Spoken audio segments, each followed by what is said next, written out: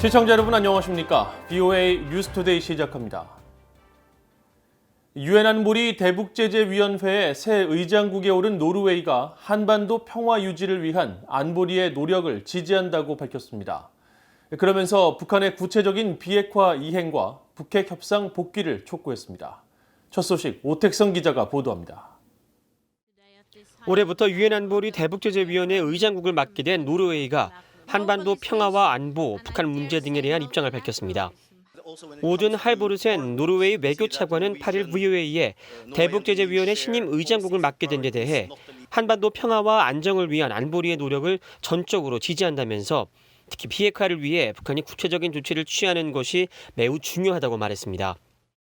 이어 북한이 의미 있는 대화에 복귀하는 것 또한 중요하다며 노르웨이는 북핵 협상 상황과 관련해 평화롭고 외교적인 해법을 지지한다고 밝혔습니다. 할보르센 외교차관은 그러면서 최종 목표는 북한의 완전하고 검증 가능하며 되돌릴 수 없는 비핵화, 즉 CVID와 한반도의 지속적인 평화라는 점을 분명히 했습니다. 또 노르웨이가 모든 관련 유엔 안보리 대북 결의를 굳건하게 지지한다며 안보리 대북 결의뿐만 아니라 유럽연합 EU의 결의안 역시 함께 엄격하게 이행하고 있다고 강조했습니다. 할보르센 차관은 이어 대북 인도주의 지원과 관련해 대북 제재 체제의 틀 아래에서 인도주의 지원 면제 사용을 향상시키고 신속하게 하기 위한 노력을 계속할 것이라고 말했습니다.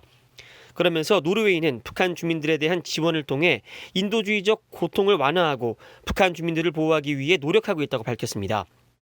앞서 지난 2년간 대북제재위를 이끌었던 독일은 지난해 말 안보리 비상임이사국 2년 임기가 종료됨과 함께 대북제재위 이장국 임기도 마쳤습니다. 유엔 주재 독일 대표부는 그동안 북한의 불법적인 핵 프로그램 개발과 지속적인 대북제재 위반, 인권 탄압 등을 국제 무대에서 강력히 규탄하는 등 대북제재위 의장국으로서 북한 문제 해결에 앞장서 봤습니다. The DPRK government diverts resources away from its people to its illicit ballistic missile and nuclear programs. Indeed, the DPRK's human rights violations, including forced labor, underwrite these programs. 올해 신임 의장국인 노르웨이 체제 아래 새롭게 출범하는 대북제재위원회의 첫 회의는 오는 14일에 열릴 예정인 것으로 알려졌습니다. 할보르센 차관은 이날 회의에서 새 대북제재위원회 활동과 관련한 초기 세부 계획 등을 자세히 논의하게 될 것이라고 말했습니다. VOA 뉴스 오택성입니다. 미국 국방부가 적성국의 무인기 공격에 대처하기 위한 첫 종합 전략 보고서를 발표했습니다. 중국, 북한 등도 최근 몇 년 사이 무인기 개발에 집중하는 상황에서 미국의 향후 대응 전략이 주목됩니다. 김동현 기자가 취재했습니다. 미국 국방부는 8일 소형 무인기 체계의 대응 전략이라는 제목의 보고서를 공개했습니다. 크리스토퍼 밀러 국방장관 대행은 보고서 서문에 오늘날 소형 무인기 체계 기술의 급격한 진화는 국제 질서를 깨뜨리고 미 합동군에 심각한 악영향을 끼칠 수 있다며 더 이상 장난감으로 치부할 수 없는 수준에 이르렀다고 서술했습니다. 특히 이번에 보고서에서 제시한 전략은 미 본토와 해외 미군 주둔국, 잠재적 분쟁 지역 내 적성국의 소형 무인기에 대한 다양한 수위의 위협에 대처하기 위한 전략의 골격을 제공할 것이라고 덧붙였습니다. 특히 소형 무인기의 확산 특성으로 일부 국가들은 혜택을 누리면서 군사 목적의 소형 무인기를 실전 배치하고 있다며 중국산의 경우 전 세계 무인기 시장의 70%를 점유한 상황이라고 지적했습니다. 중국은 향후 이 같은 이점을 살려 군사적 목적의 고성능 소형 무인기의 투자와 개발을 늘리고 실전 배치를 가속할 것이라고 전망했습니다. 러시아의 경우 소형 무인기 체계는 미래 전쟁 수행 역량의 핵심으로 자리 잡았다며 특히 정찰과 공격 역량에서 상당한 진전을 이뤘다고 평가했습니다. 보고서는 그러면서 소형 무인기 체계와 맞서는 전장 환경을 크게 미 본토, 해외 미군 주둔국, 분쟁 지역 3곳으로 나누고 미국의 동맹과 우방들 역시 소형 무인기 자산들을 자국의 공격에 통합시키는 추세를 감안하면 각 현지 사령관들은 미군이 위치한 거리 내에 이 같은 소형 무인기 수량이 급증하고 있는 현실에 적응해야 하는 상황이라고 분석했습니다. 미국 국방부의 션 게이니 합동 소형 무인기 대처국장은 8일 전략국제문제연구소 CSIS가 주최한 화상대담에서 무인기 대응 보고서 내용과 관련해 향후 전 영역 합동 지휘 통제 체계 설계와 연동하게 될 것이라고 강조했습니다. This is an effort that the department's going holistically. So this, these standards were written to look forward to, that future joint architecture, a lot of discussion on JADC2 and those type of things. So 미국의 안보 전문가들은 북한 역시 상당한 소형 무인기 기술을 개발하고 있는 것으로 평가하고 있는 가운데 국방부 보고서에서 제시한 중국 등의 무인기 역량 확산과 분리해서 생각할 수 없는 문제라고 지적합니다. Our non-proliferation focus has been on material control, export controls. It's harder to do that because, in many cases, a country like North Korea has kind of what they need already to put these things together. 이언 윌리엄스 국장은 특히 미사일 방어 측면에서 북한군의 무인기 역량은 항상 심각한 잠재적 위협으로 다뤄져 왔다며 가령 유사시 무인기의 고고도 미사일 방어체계 사드의 TP2 레이더 공격을 통해 방어체계를 무력화시키는 상황도 상정할 수 있다고 설명했습니다. VOA 뉴스 김동현입니다. 미국 백악관의 사이버 안보 전략을 총괄하는 국가 사이버 국장직이 신설되고 북한 등 적대국의 악의적 활동에 대응하는 해외 악성 영향 대응 센터도 국가정보국장실 산하에 신설됩니다. 미국 의회는 최근 제정한 2021 회계연도 국방수권법을 통해 범정부 차원의 사이버 안보 전략을 총괄하는 상원 인준의 국가 사이버 국장직을 백악관 내에 신설하도록 했습니다.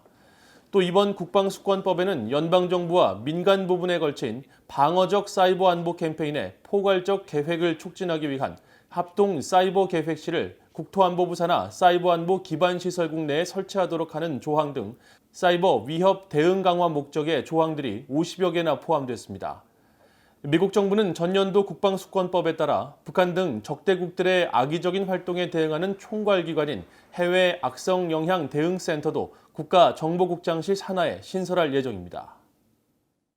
한국국가인권위원회가 최근 발간한 보고서에서 북한의 북한인권법 폐지 요구를 유엔이 권고한 것으로 명시해 향후 과제에 포함시켰다가 논란이 확산되자 뒤늦게 수정 조치한 것으로 나타났습니다. 국가인권위원회는 지난 5일 홈페이지를 통해 발간한 인권증진 행동전략 보고서에서 한국 정부가 북한 인권법을 폐지하라는 유엔의 권고에도 이를 제대로 수용하지 않았다며 북한 인권법 폐지를 향후 과제로 명시했습니다. 그러나 인권위의 설명과는 달리 지난 2017년 한국에 대한 유엔의 보편적 정례 검토에서 북한만 한국의 북한 인권법이 반인권적이라는 이유로 폐지를 요구했던 것으로 파악돼 북한의 북한 인권법 폐지를 국제사회 전체의 요구사항인 것처럼 호도했다는 비판이 제기되자 인권위는 해당 내용을 삭제한 채 수정 보고서를 다시 게재했습니다.